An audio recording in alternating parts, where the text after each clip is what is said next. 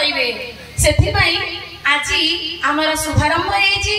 17 तारिख परठारु आपण मानकर आवेदन सरिला पर्यंत पैसा जाई अकाउंट रे जमा हे जीवो। आमर परवर्ती क्वेश्चन हैला सुभद्रा योजना आवेदन पई आमर केउ सब दस्तावेज रहबा आवश्यक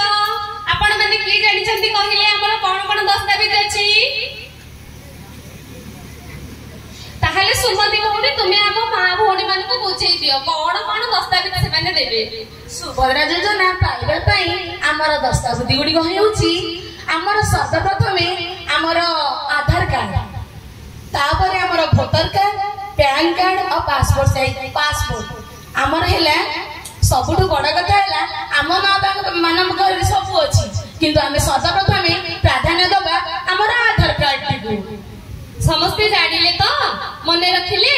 परवर्ती क्वेश्चन हैला हिताधिकारी को लाभ हमर किपरि मिलिबो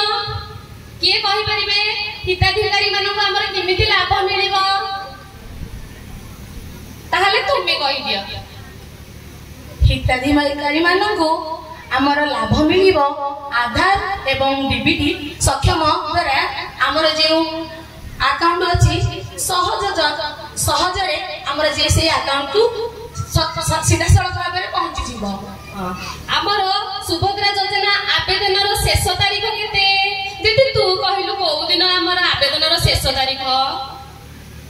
आला मु त मूर्ख लोक किछि मने रखिबा तू मते पचारे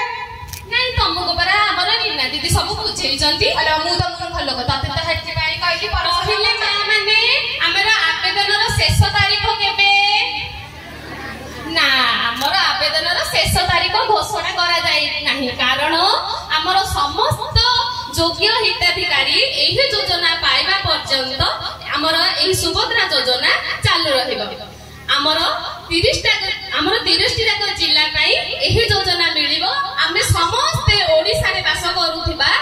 आम महिला माने एही योजनार लाभ उठेई परिबा जे जगह ना